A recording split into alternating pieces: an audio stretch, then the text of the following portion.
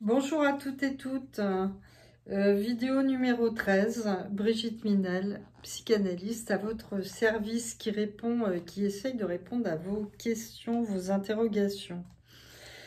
Aujourd'hui, c'est mon mari veut toujours me sodomiser et je ne le dis pas à ma psy. Je lui en parle pas.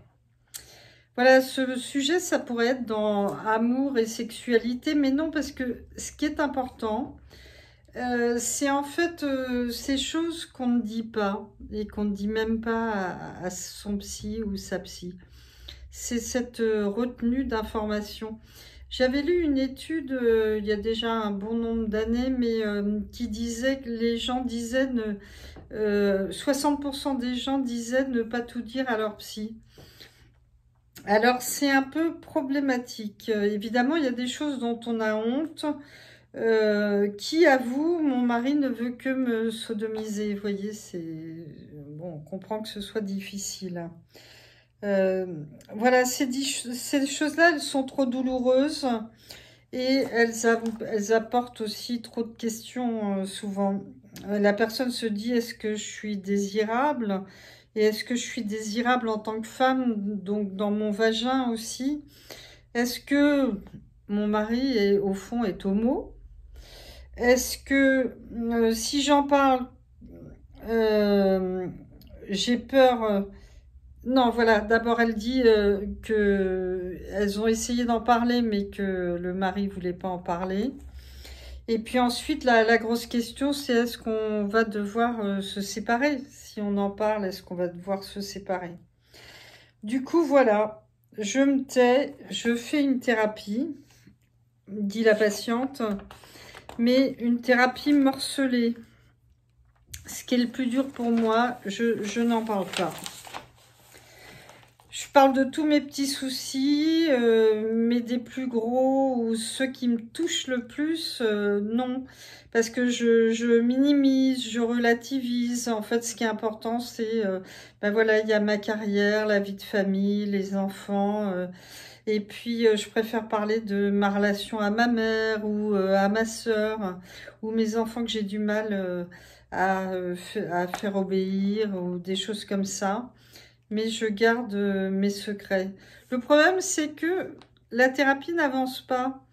Et la personne en est frustrée et le thérapeute ou la thérapeute peut le ressentir aussi, se sent aussi frustré, comme s'il y avait quelque chose qu'on n'arrivait pas à attraper, vous voyez, il y a quelque chose en tant que thérapeute, on sent qu'il y a quelque chose que on met pas le doigt dessus, vous voyez, comme dans une enquête, on met pas le doigt dessus.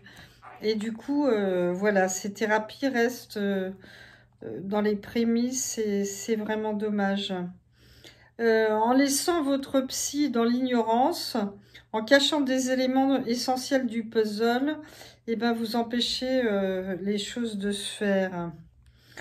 Il y a une patiente qui me demandait pourquoi elle avait toujours les mêmes relations sentimentales avec de la domination, de la violence. Et c'est pareil, je mettais pas le doigt dessus parce que par ailleurs, c'était plutôt quelqu'un d'équilibré qui venait d'une famille plutôt sympa et plutôt stable. Et en fait, on est enfin arrivé sur ces pratiques sexuelles, donc de soumission. Et donc là, c'était une autre personne, mais vous voyez, cette pratique de soumission, ça donnait un message, c'était symbolique, ça envoyait un message comme quoi elle était prête à subir tout dans la relation. Et ce qui est très dommage, c'est qu'au moment où elle a fini par en parler, pourtant j'avais une relation de confiance vraiment avec cette personne qui revenait me voir régulièrement quand elle avait un souci. Mais là, elle a cessé de venir. Donc, elle voulait pas régler le problème, vous voyez. Bon, j'imagine qu'elle reviendra un jour, hein, parce que c'est souvent comme ça, il faut du temps. Donc, ce qu'il faut faire pour avancer en thérapie, c'est vraiment... dites les choses que vous aimeriez garder secrètes, vous voyez. Essayez de les dire. Alors, c'est pas forcément des choses sexuelles, ça peut avoir rapport aussi à des addictions, toutes sortes d'autres choses, hein. Mais le lien commun, c'est qu'elles ont toutes rapport avec un sentiment de honte. Donc voilà, essayez d'y aller petit à petit. Et vous verrez, votre thérapie fera un grand bond en avant. Donc voilà, je vous souhaite une très bonne thérapie et je vous souhaite d'oser aller plus loin. Voilà, de dire ces choses qui sont difficiles à dire. Voilà, encouragez-moi avec vos pouces, vos abonnements et à très bientôt.